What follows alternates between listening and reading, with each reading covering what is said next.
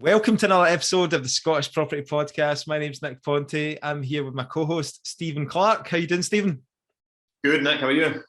I'm excellent, yes. So, you know that I really like talking about all the boring stuff. So, we've got a lot of interesting, up-to-date policies and government stuff that's happening in the private rented sector today to do with, landlords, tenants, all the rest of it. I'm sure you really enjoyed this chat, Stephen.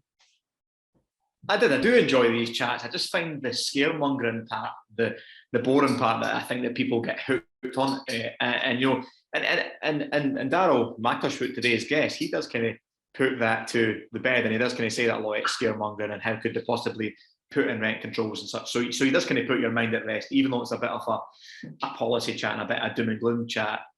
I think it puts it in this perspective that I enjoy talking about it, the reality and what's the reality of it. So this all relates to all these headlines that you've been seeing lately. Is buy-to-let dead?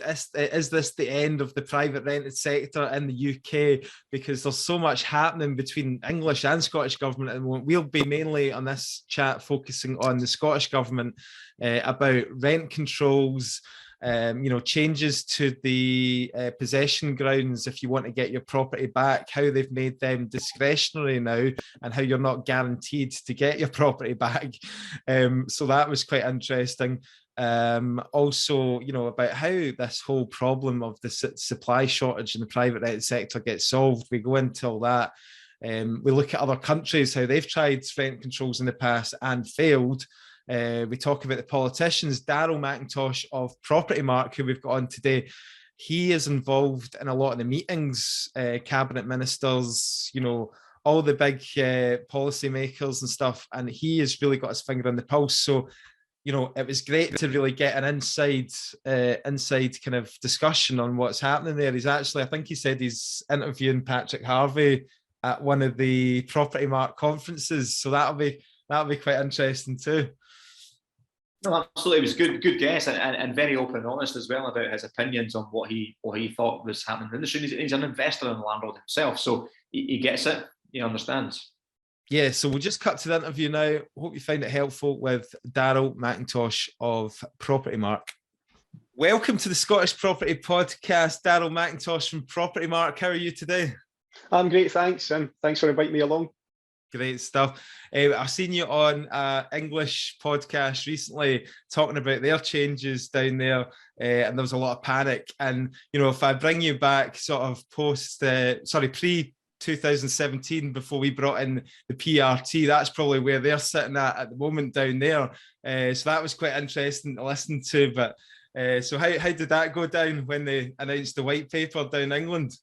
Well, it's no surprise, is it? Because they've been talking about a renters reform bill for some time, so they kind of knew what was coming. And I think with all the tenant-friendly groups, Shelter, etc., banging on about getting rid of they call it the no fault ground, don't they? And it's not fault. It's a no reason. To be honest, it's just the fact the landlord wants their property back. So losing that opportunity to recover property, it seemed that they're all having a meltdown. But I thought the white paper was pretty decent, to be honest. It seemed reasonably balanced. They're talking about introducing grounds for getting the property back, which is what a landlord needs. And 99 times out of 100, the landlord does have a valid reason for wanting the property back. So just use it. And I think what they were finding was the Section 21 was just, and I think that's probably what happened in Scotland as well, wasn't it? The Section 33, it was just easier. It was a bit easier than putting together all your evidence and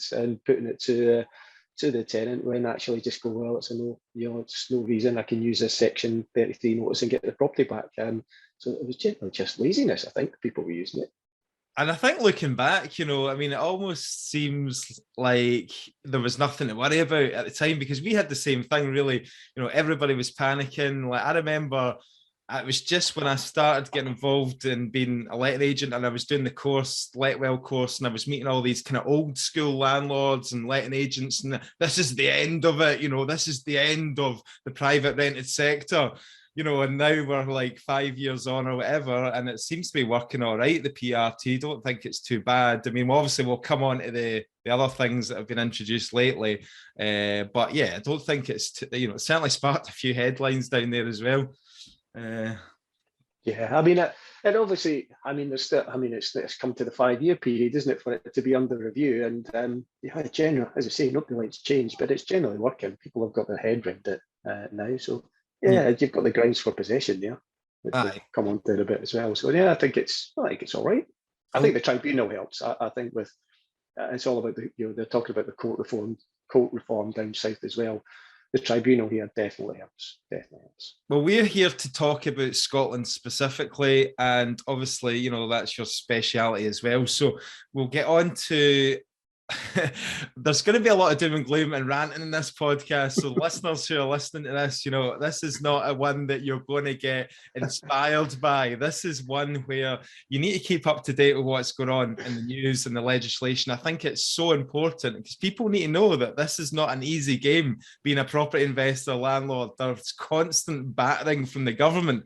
So let's kick off. This is why I'm going to sit here quiet most of this episode.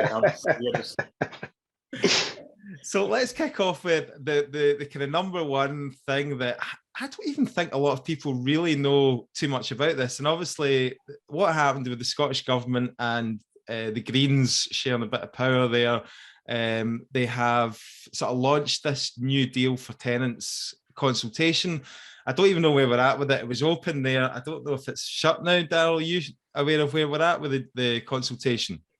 Yeah, it's finished. They're going through I dare say they got inundated with responses. So we're trying to get I'll probably be after summer recess at Parliament is the end of this month.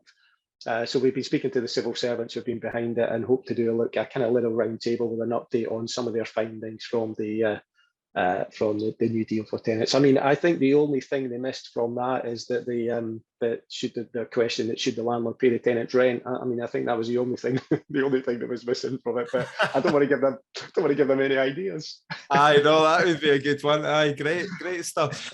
So I mean, basically, a lot of it revolves around trying to create a fairer and equal system for the tenant. All this chat about, it's a fundamental human right to have an affordable home and all the rest of it.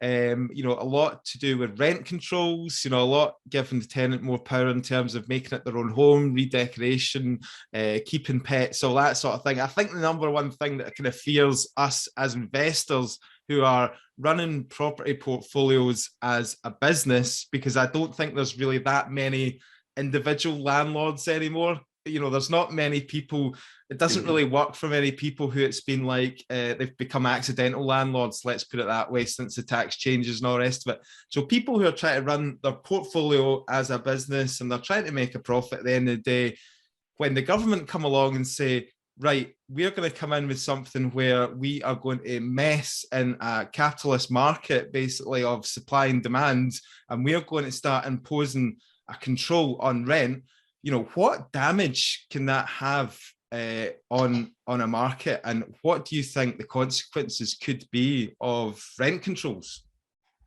It's bizarre because it's as you say, what damage can it have? And you're probably already seeing that, although nothing's happened. It's just the fear of rent controls. Rent controls already exist in Scotland and on the rent pressure zones, but nobody's actually bothered to collect the data to try and implement them or enforce it. So already kind of exist. And there has been talk that they'll look at strengthening the measures around rent pressure zones, or actually getting off their arse and actually collecting the data that needs to be collected. But it was never going to happen immediately, was it? Because if you look at it, to get the data, it had to be the data collected is on mid-tenancy rent increases only on a PRT. So by the time the PRT started and then any rent increases, they had to gather that data, then say, look, it's getting out of hand, approach the local authority, then approach tenant and agent and landlord groups as well. So there's a bit of work to get it, and I just think people didn't really like, there's a bit of effort there. So when people mention rent controls, nobody has actually proposed. There's been no proposals on this is what a rent control is going to be. So it's just scaremongering just now, and it's working. Have you heard anything at all with any kind of proposals that you think could be the system that they impose? Like, is there anything? The system already exists, isn't it? It's the free market. It's supply and demand, and there it is. You saw it. Aberdeen was probably behind the rent pressure zones, wasn't it? When the oil industry was booming, a 1-bedroom flat went up to 800-900 quid a month, and now it's back down to the 500, 550, 600 as it should be. So again, it already exists with the free market, and I think everybody would just leave it alone. And I think all the economists and academics virtually say the same thing as well. It's just supply and demand. And that's the problem, isn't it? Because there's so many flaws to this, and God knows how they're going to implement it. But just say, for example, they capped the property in an area, say it was a 2-bedroom flat in a certain area of Glasgow, and they said, right, the maximum you can charge is £800 a month for that property. I'm talking, say, this off the top of my head, right? So what's going to happen there, right? So like, there's going to be, ultimately, that's going to have a negative effect on the standard of properties, because you're not going to be incentivized. Like, if I'm a landlord investor, I'm looking to make my properties the best possible. I'm looking to do a full renovation to make it a new kitchen and a new bathroom, because I know that if I produce a quality product, then I can get over and above the market rent, because people are willing to pay for that premium. So, if the market rent was 800, I might possibly get 900. So people are not going to put money into their properties, because they're going to be like, well, I can't get more than what what they're setting that level anyway. So it's going to disincentivize landlords to do improvements. What do you think about that? Yeah, I think that's the point they have to look at. And I suppose if you look at the other side of it, if you've got a landlord who is, that property is only getting, only really in its current condition can get £600. However, it's capped at 800. They're just going to go straight in and go, well, it's 800. 2-bed across the board is 800, regardless of the standard. So, and that's, I think, it's not rent controls. It's it's an affordability issue just now, and it's not just for tenants. That's homeowners, landlords, everybody's struggling with the affordability side of things just now. When it's £100 to fill your car up with fuel if you've not gone electric yet. So, I mean, that's a new one for most people. And I think with these rent controls is that, I think what they've established is they're looking at affordability to try and protect a certain part of the sector, and not to affect everybody. And I suppose it's difficult bringing a policy in to try and protect these that kind of part of the sector. I mean, the private rented sector, again, I'd say this all the time, it's affordable for a lot of people. A lot of people choose to live there and want to live there, and it's a lifestyle. So again, trying to introduce blanket policies on everybody for just a part of the sector that you really need to try and protect is probably what they should be looking at. But that's a lot easier said than done, I would imagine. And why do you think we're in this situation that we're in now? Like, what's gone wrong? Again, it's just again, you guys as landlords and investors will see how many applicants are you getting when you put a property on the market. You're nodding away. 40, 50, sometimes the hundreds. Do you know what I mean? It depends on the location. That's it, and everybody across the board. So it's an aging population. More, as I said earlier, more people are looking to rent. If you look at the younger generation as well, gone are the days where they would stick into the same career or the same employer for years and years. Those days are gone, and they're chopping and changing careers as well. So they want to move home. It's a flexibility. Society's changed. We just kind of need to move with the times, and people who want to be flexible and adaptable are looking for the rented sector as well, and lack of stock. And it's not just, everybody goes on about lack of social housing. We need more social housing. And again, I think from a personal view, and I've said it at all the government meetings we attend, is the that new deal for tenants. It's almost like they're trying to align the private rented sector with the social sector, the social housing. They're two different animals, and nobody, it's not, as I say, not everybody is looking to get housed into the social sector. So you need to build different types of properties as well. There's talk of the aging population as well. Doesn't make sense for, when was the last time you saw a builder build a street of bungalows that the aging population want as well? So just need to adapt with the house types and styles as well. A solution for rather than rent control then is to put the focus on the social housing, because that'll be the affordability on the lower tier properties and lower tier, lower income families that are going to struggle with affordability. Yeah, and I think, as I say, I think that's it. So it's probably just that sector that needs protected or assistance, not blanket bans, across the board. I mean, you see a 2-bedroom flat in Glasgow. I mean, you'll know yourself where you can get the variety and styles and location and rental income you're going to get for a 2-bedroom flat. You can't blanket ban. No. But I mean, like, I'm based in Glasgow, obviously, and we have properties up for let on a weekly basis and all that. What I'm seeing is that there's a huge amount of foreign workers and students as well, coming into the city. I mean, that's great for the city because they've made it so attractive. Like, internationally, it's one of the best places to come and study. And we've got Barclays Bank have just put up a huge campus there, which attracted a lot of finance workers from India and all the rest of it. Probably, I would say, for a city centre flat, when I put up a city centre flat, I'm talking about maybe 80%, as high as like 75 to 80% of those candidates that are actually foreign, they're not Scottish. So maybe there's other political reasons, other political things that they need to look at as well. Immigration and stuff like that, where it's causing a strain on the housing stock. We just don't have enough. We just don't have enough space. We just don't have enough houses for them. It's as simple as that. And where do they tend to be living just now, Nick? So if you're saying they're coming for your rentals in Glasgow, where are they at the moment? Where are they living? Well, a lot of them are staying with friends or Airbnb accommodation. So that's the other thing as well. I think we have lost a lot. Surely we must have lost a lot to short-term lets as well, especially in the city centres. We must have lost a lot of kind of long-term rental stock to that. And then obviously you're seeing a dwindling supply in terms of landlords selling off. I mean, let's touch on that a little bit as well. There's something for that anywhere where you can actually see the level of private rental stock in Scotland and over the years. Is there a stat for that anywhere?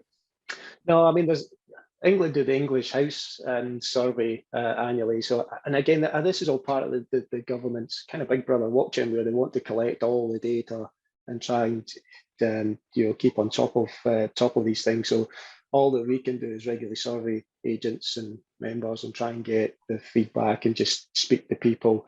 And I think what you are finding is this, you guys will see as well, there's still investors investing and coming in. So it's not there's going to be no landlords left at the end of this. I think what we are seeing, and just what we were speaking about, as you've mentioned, that there's 50, 80, 100 applicants per property.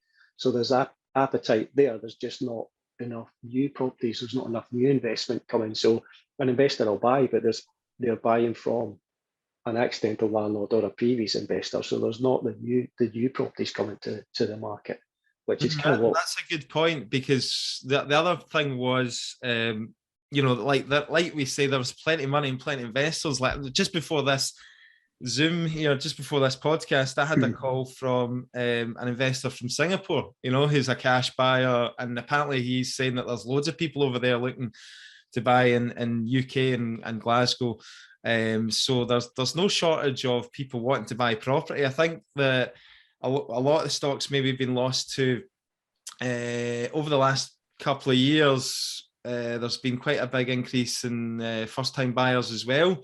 And obviously, when a landlord's selling up and it's bought by a first-time buyer, then ultimately that's one less property, isn't it, on the rental market? So possibly that might change now moving forward. But certainly there was a lot more first-time buyers coming in the last couple of years there.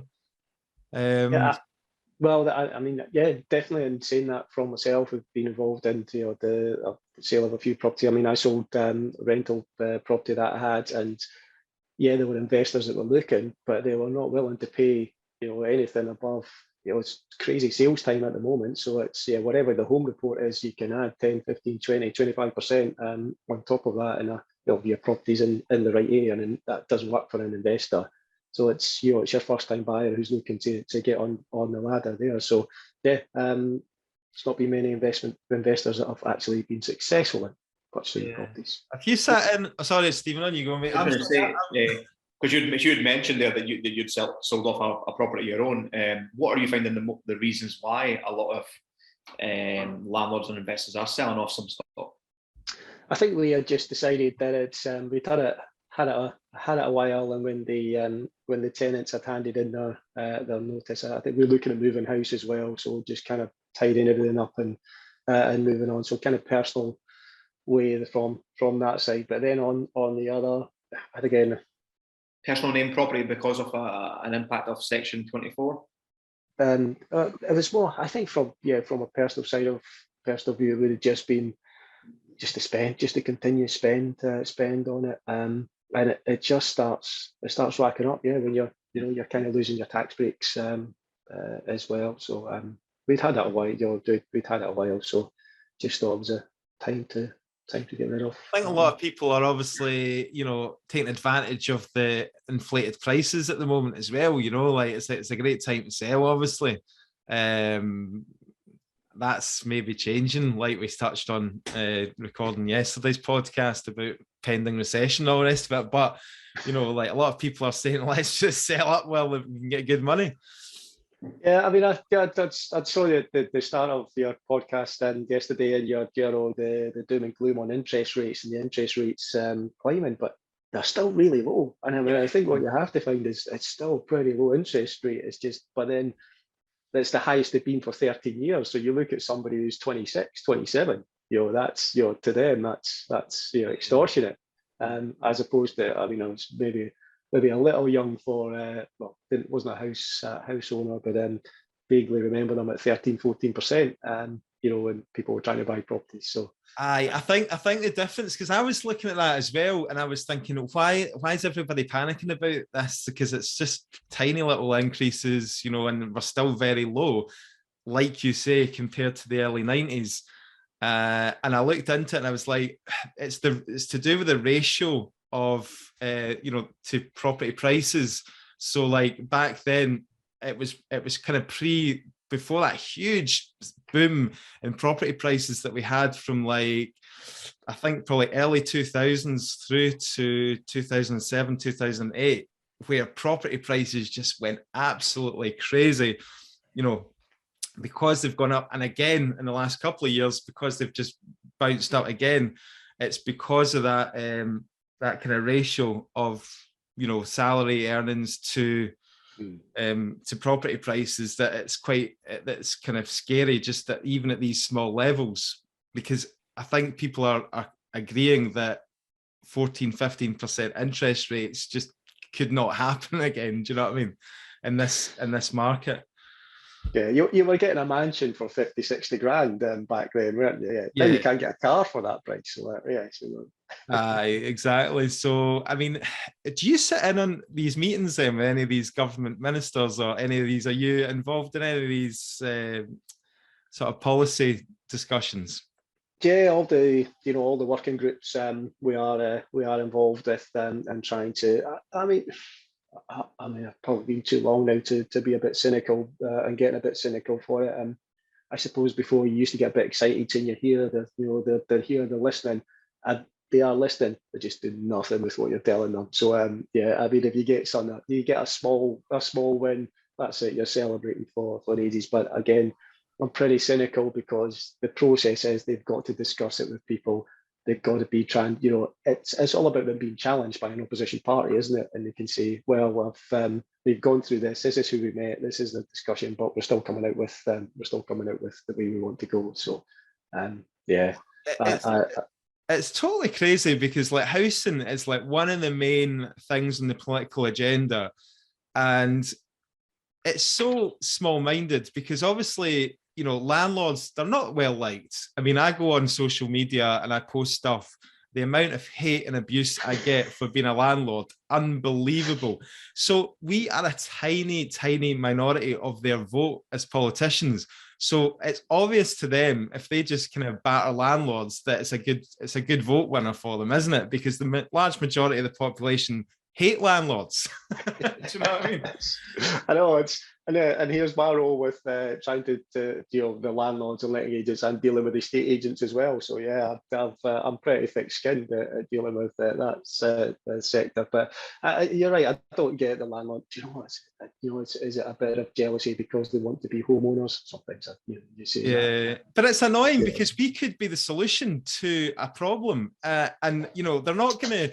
It's all well and good boosting all the social housing and all the rest of it, but attracting private investment and big pension funds and institutional investment. I'm not saying we're at that level, do you know what I mean? But like, I really do think that that's where they need to look, and that's where they need to make it attractive for all these build to rent schemes and all the rest of it. Surely that has to be part of the solution,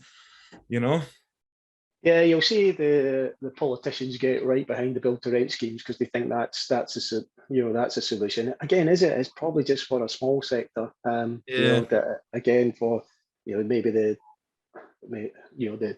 22 to 32 demographic, and then once they realise that they're starting to save a bit more, and then look for somewhere to buy themselves, then they're out of there. But then where do they go? Because all the money's been pumped into build to rent, so there's no properties for these guys to buy, which was kind of along the lines what happened in Berlin, was when they put all the money into the build to rent sector and supported these people, and then, as I said, that they were then looking for somewhere to buy because they saved a bit of money, then just said, okay, the build to rent scheme that we came up with is illegal. So they've changed it because people have changed as they've grown up as well. And while you say landlords are hated, I would say, and I'm probably cutting myself short here, 75% of MSPs or just any politician are landlord second homeowners. I would say it was 75%. You know what? It would be absolutely brilliant if I think one of the newspapers did an investigation into this, and I think they did have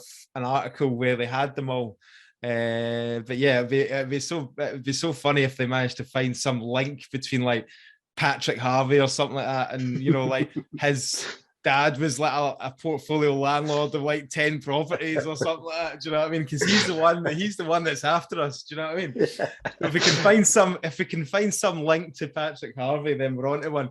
But his dad's an oil baron in Dallas or something like that as well. If we could just make it up. I mean, there's still let the truth get in the way of a good story. Let's make it up. Yeah, it's interesting what you say about other countries there. So, like Berlin, for example, are you aware of any of these countries that have sort of imposed any of these kind of rent controls, and how did that kind of pan out? Because I've heard a few horror stories about countries that have tried it.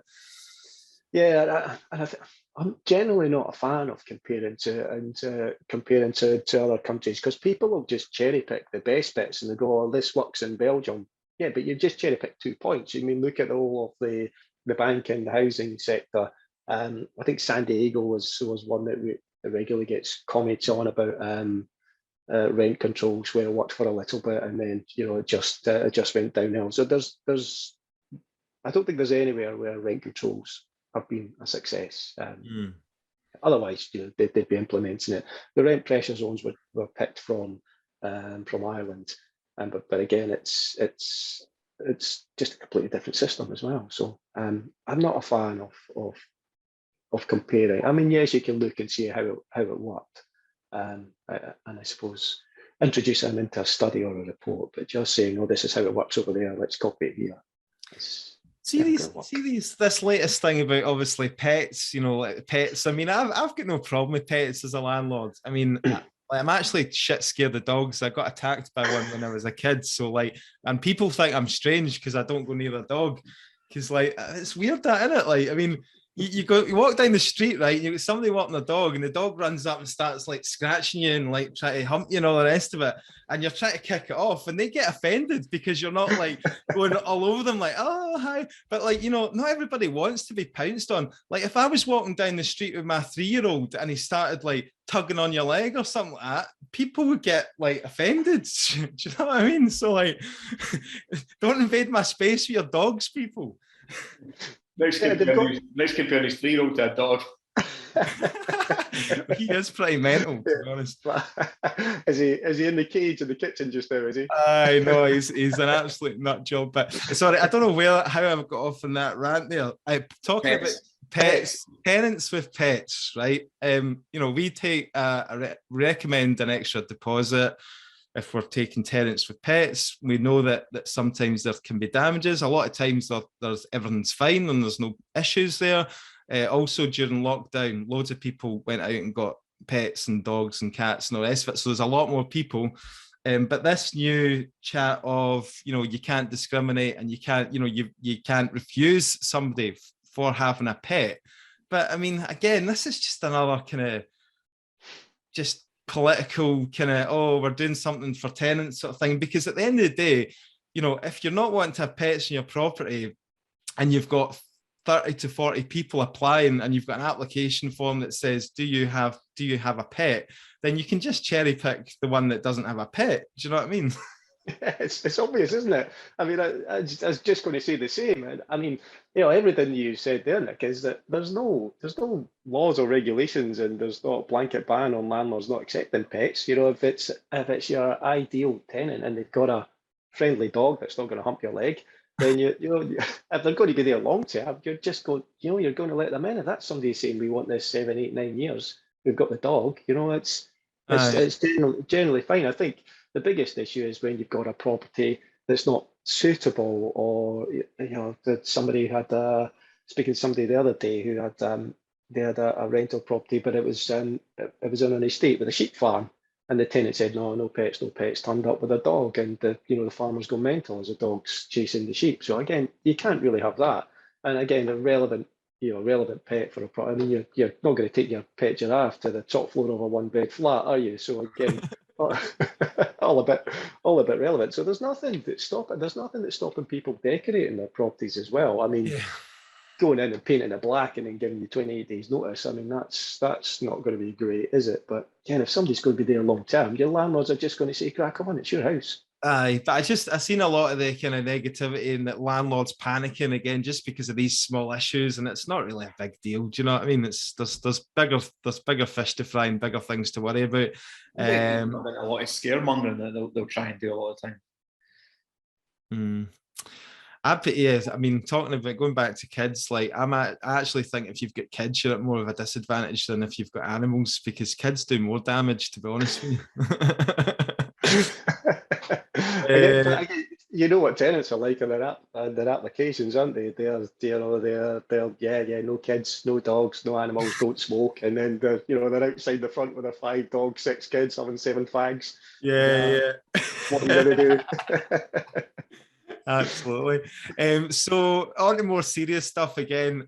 You were saying, what are the other big changes coming for landlords? And again, we just need to adapt. Like we've adapted before, we need to adapt again. But it's starting to. The more and more they do, the more and more like really shit it does sound to becoming a landlord and investor. Because you don't think it makes the industry better though? Like like you said, we've adapted a lot over recent years, from the PRT to EICRs coming in, and hardwire smoke alarms and Legionnaires. So like we adapt kind of constantly, but does it not make the industry more professional? And even the kind of the tax changes with the Section 24, does it get rid of a lot of the accidental landlords that weren't really taking it seriously, weren't really looking after their property and just doing the bare minimum? So as all these changes, do they make the industry better? Do they make it more regulated? I think the frustration, Stephen, and you guys will probably again feel the same, is that it is pretty regulated. It is it's pretty regulated. It is a good standard for those that are sticking to the regulations. The frustration is that it's you guys that are sticking to the regulations and perhaps missed something or made a mistake here or there, the enforcement action is getting taken against you. However, there are those that are blatantly ignoring it, and again, you're probably looking at the lower end of the market, and the desperation and the vulnerable that are having to put up with poor properties, that are landlords coming in and out their house and just scared to mention something. So that's probably the side of the sector that needs a little bit more more enforcement, and the bit that's pissing everybody off, all the good landlords. And to be fair, we're starting to. When you mentioned Patrick Harvey, he's changing his tune a little because he's finally recognising there are good landlords, there are good properties, because we've drummed it into them long enough. But it's how you get to those rogue elements, I think. Just need to take him into a few of your properties up in Aberdeen, Stephen. I mean, I'm just thinking the exact same there, actually, when you were saying that. We'll invite him up to some of Stephen's refurbs up in Aberdeen, and you'll see. I mean, it'll be better than my house. Better than his house, anyway. That's for sure. I think he stays in Govan Hill or something like that. well, we've got him to come to. We had a series of roundtable events to get a response back for the new deal for tenants, from our agents. He attended. He turned up for the last one on rent controls and stayed through it all. And we've got him as we're about to announce. We've got him as keynote speaker for the Propertymark conference in September as well. So he's going to come and address it. We don't know whether he's going to do just a presentation or a question and answer session with perhaps me asking him some tricky questions. Maybe that might put him off a bit. But to be fair, he's a lot more. Well, that's his job, really, isn't it? Next time you speak to him, shout out to everyone, all the listeners, to get their questions in. Daryl, that he gets a chance for a question, so we can ask him. And if you can bag us an interview for the Scottish Property Podcast as well, we'll take that too.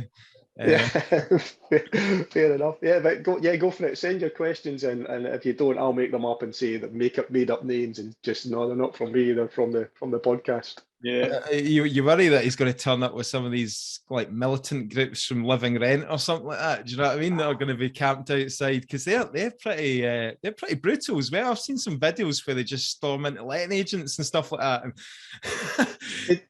They did one to our. We had a regional meeting in Glasgow a few years ago now, and they stormed into that one. But we kind of waited until it was the lunch break, and then I saw all these people standing at the back, and I don't know if they listened to this, but I thought it was the cleaners coming in to clean the bins. Can you edit that bit out? But they came in, and then they stood there, and they had some kind of they just made they had a pre-written statement, and they had the best iPhones of the day as well, recording it, struggling with rent. And they were recording that and just said there were agents who were still charging fees, and here's a list of all these agents, and then they rattled some of them off, and half a dozen of them were sitting in the room, and they were like, "You're not doing that." And then they said, we'd like our Propertymark to sign this cheque for £1,000. They brought me this big comedy cheque thing. And I'm like, oh yeah, Bank of Scotland are going to take that. Anyway, we ushered them out and said, if you want to speak to us, just speak to us. We'll come and meet you. And we did. And then they had all this stuff that was going back years, and people, as you say, they were campaigning outside an agent's office, and they hadn't got the full story from the tenant. It was just, this one-sided thing about saying that she had been been told she had to take out insurance for her own belongings, and the agent just said, "Have you got insurance?" And she said, "No." Well, maybe you want to get it, and she upped the premium herself. And then she went and told them that, "Oh no, they made me do it," and then they upped the premium stuff as well, and they had no input in it at all. So it's a lot of nonsense. But I actually find that, I actually go on their groups from a point of view, because I'm always looking to better myself as an agent, as a landlord. I want to deliver the best service that I can. So I'm actually interested to read, because it gives you that other perspective from what they are seeing. And like you say, they're not getting the full story, but it's dead interesting because, what they see, what we just perceive as normal practice, like going and doing an inspection, they'll be like, that's a total invasion of my right. This is terrible that the landlord's wanting to inspect my property at 48 hours notice. And I've seen loads of posts like this, that I just don't feel comfortable about a stranger coming into my house. And it's like, wow. So it totally gives you, a view of what you're dealing with, because you're not really going to get the full story directly speaking to your tenant. They probably won't, but on a Facebook group where they're just vetting and trying to get the support from other people that understand them, I do find it quite interesting. I'm totally with them with, like, see if there's a dodgy landlord or somebody who is, shafting a tenant, I will go and campaign with them and stand outside that letting agents, if they've done something wrong, because I don't want that reputation of being involved in a sector or an industry that's basically shafting people. So, like, I want rid of that as well. but it's like you say, they're just so hell bent and just going hell for leather without actually getting the full story. I know it's and as I said at the start, I think the majority of agents would, and okay, it can be a mistake, it can be an error, it can be lack of education, somebody new in, and if they just sat down and just spoke to somebody, or if it is just consistent or constant behaviour, then there's plenty of professionals that they should go out and approach, and as I say, sit down, talk to guys like yourself, and say, right, we'll help you. We'll help you with it. From I've always suggested go to the tribunal. It's filling in a form. They don't want to do that. They've got, the majority of them have issues with going to the tribunal, but it's free, got the support, and then they should just go down those avenues. There's lots of ways that they can get the enforcement and just get the standards raised. But the activists and the campaigning, it doesn't endear yourself to anybody, to be honest. Nah, not in this. No.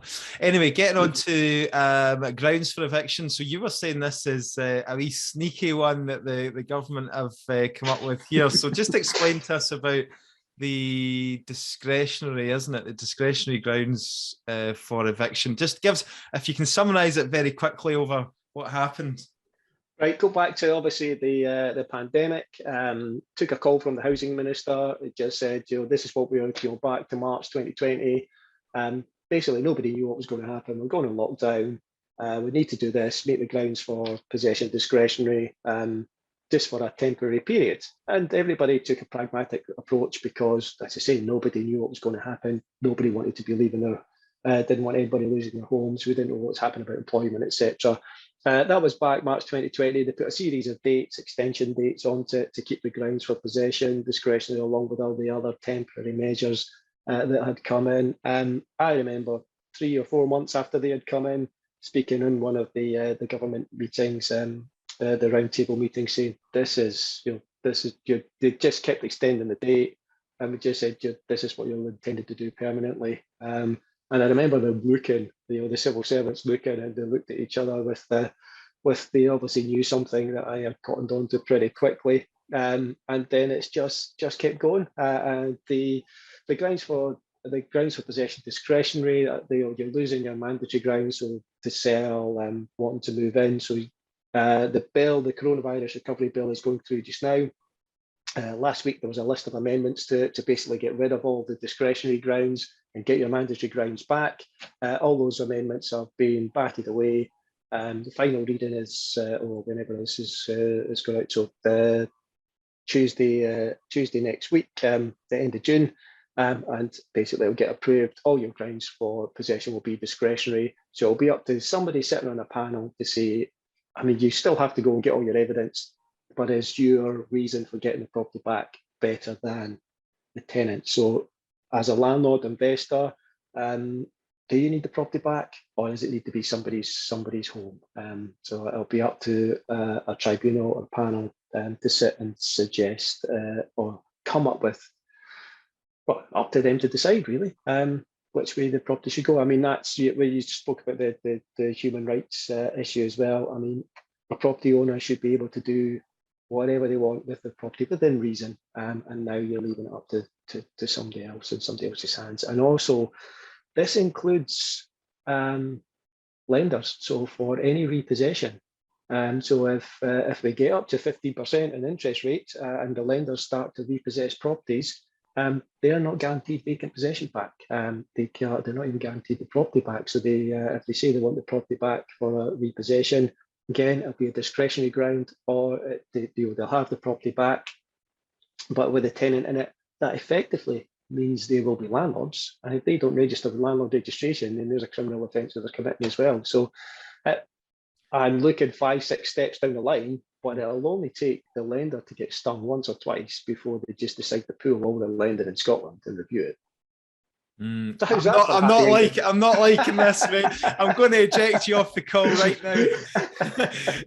So, like, basically, I again, is this something that sounds a lot worse than it actually is, or like, I mean, are we going to see situations where a landlord wants to sell his property and then they get to the first tier tribunal and the court basically says, no, you can't sell your property because that's going to ultimately make the tenant homeless. So we're using our discretion, and that's you. You're basically keeping your property. So if any say if it's an adapted property, so you've adapted the property, and then somebody needs another property very similar, that's going to be hard to find. The tribunal are just going to say, well, you don't really need to sell it just now. Why do you need to sell it? It's depending on who you're going to get. And I know the tribunal have had a training already on discretionary grounds, but I know from speaking to some other tribunal members that they have the more legally qualified ones. They have some reservations on some of the decisions that have already come out from the tribunal as well. So it's going to be up to it's like the three of us deciding, should you get your property back or not? It depends. Are we feeling sympathetic today? Are we feeling on the landlord side today? Or this is going to be interesting, definitely, how this pans out. I think with rent arrears, it's pretty much going to be straightforward. I mean, they can't really argue too much. Your 3 months rent arrears, you're going to have your statements there, you're going to have your pre-action requirements. As long as you've followed all your procedures and you've got all your paperwork in place, then how can that be discretionary? Do you know what I mean? Well, that's what we'd like to think as well. Yeah, the pre-action requirements are remaining as well. So again, as long as it's something that's not there just to trip an agent or a landlord up, just to say, look, they tried it, and there were plenty experiences through COVID where was it just a stalling tactic from the tenant? Was the tenant just saying, yeah, I'm going to agree a payment plan, here's your first payment, and then the next month, no, it didn't come, or it started going down again. So it's all about, I think they're trying to get landlords to engage, but again, it goes back to lack of stock. Where else are they going to go? And again, I suppose part of the other issue is you look at those tenants again from a particular part of the sector who will not get housing elsewhere unless that you go through the motions and get an eviction order. So if they are looking to approach a local authority to get housed elsewhere, the position the local authorities are, they're not going to house you until you get an eviction order. So you go, don't pay the rent, go to the tribunal. The tribunal will say, well, what can you come up with? Can you make it a bit smaller? How can you pay something a bit less? You don't get your eviction order, you're stuck there. The rent arrears keep accruing, and it doesn't. That's going to have a negative effect on the health and mental health of the tenant as well. So yeah, I've got a similar situation in one of my properties where I gave the eviction notice. The tenant was due to leave at the beginning of December, and I didn't enforce it, but being coming up to Christmas and broached subject coming into the new year. And they've racked up over £5,000 arrears, but they're on the list to get a social housing, but they won't get social housing if they've got arrears. So I've got to waive the arrears to get them out of the property. So you're completely getting shafted in a catch-22 to get them out of it. I don't want to go down the tribunal because how long is that going to take right now? With the delay coming out the back of COVID, is that going to take another year to get them out? Right now they're paying almost full rent. So the issue's not been that bad the last 6 months, but you've came to the point where now, right, okay, you want rid of them, I want to sell this property, well, the market's where it is. And they're saying, well, you're going to have to waive our arrears because we can't get a reference from you with arrears from the letting agent. I'm like, this is you're stuck in a rock in a hard place, and it's the landlord who's the one that's ultimately going to suffer. Yeah, the thing is, we'll wrap up shortly. The other problem is that the tribunal, they don't seem to be coping with the amount of work at the moment. I don't know. I've got a couple of things going through at the moment, and it's just taking ages to get a hearing date. I don't know if have you heard anything from any of your other members about how the Housing Tribunal in Scotland's coping? It had picked up a little because they'd introduced technology. Before it was a bit old school, and you could do telephone cases, and they were doing a lot more from Zoom and Teams. So I don't know if maybe they've got staff shortages. I haven't heard anything too out of the ordinary, but well, we've been waiting now. It must be 6 weeks. We've had our what do you call it, eviction for an eviction order, application for an eviction order, and we've still not got a date. So that's obviously arrears are mounting up as we speak. But anyway, lastly, if we can just quickly touch on the minimum EPC requirements, which have been installed, and eventually, they were going to gradually, I think it was going to be minimum. What is that? An E? Minimum E? Then C, wasn't it? Aye, and eventually working up to C. We now think that, you know, possibly they're just going to come in straight away with, you know, a minimum C. I think there's talk of 2025. Do you hear any other things? Yeah, that's it. Nothing's been confirmed yet, but you know, it's going to happen, and that's for sure. You know, as we spoke earlier, that the regulations had been laid and pulled twice due to COVID, so they're definitely going to happen. So you know, we've been recommending that landlords look at starting to upgrade your property as and when you can. You know, just kind of, I suppose, kind of break down the spend. And we get it. We get that there are properties where there is no reason that you can't get up to C. However, there are properties that you're just never going to get it anywhere close. And I think that's what has to be looked at as well. The exemption register. On speaking with Patrick Harvey, we had a chat about this as well. And if you look at an exemption register, you look how technology's changed. You know, is that property going to be on the exemption register and that's it, or are you going to have to? Is it you're going to slide down the table in 5-10 years time? Have you got to review it as technology's changed, and is it possible to get the property up to a relevant standard?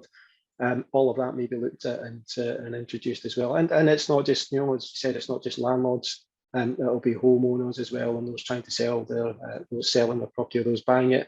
It's only landlords really that can get enforcement action taken against them. There's not, you know, nobody's really going to come round and just say, okay, you bought this house at a D. Have you carried out improvements yet? So it's a difficult one. And you understand what they're trying to do with energy and energy costs and decarbonisation and all those trendy buzzwords.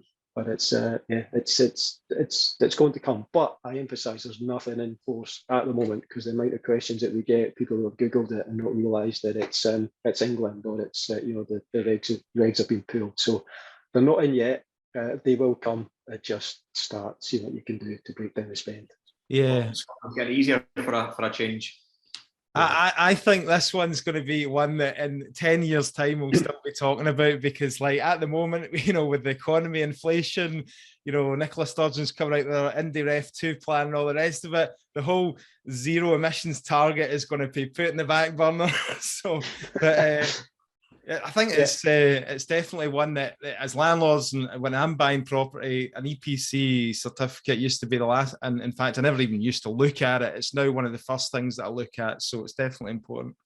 That's what we say. It's gone full circle, hasn't it? Nobody cared. It was just a tick box, but now, you know, people are looking at it and deciding on the property, whether it's buying or renting, from the EPC rating. So yeah, it's definitely gone full circle. And I think the best example I heard about this is, you know, you look at the tenements in Edinburgh, you can't get all the owners to agree just to clear some vegetation from the gutter. How much chance have you got agreeing to get heat source pumps put down into the ground and put all the way through the tenements? It's going to be a nightmare for many people.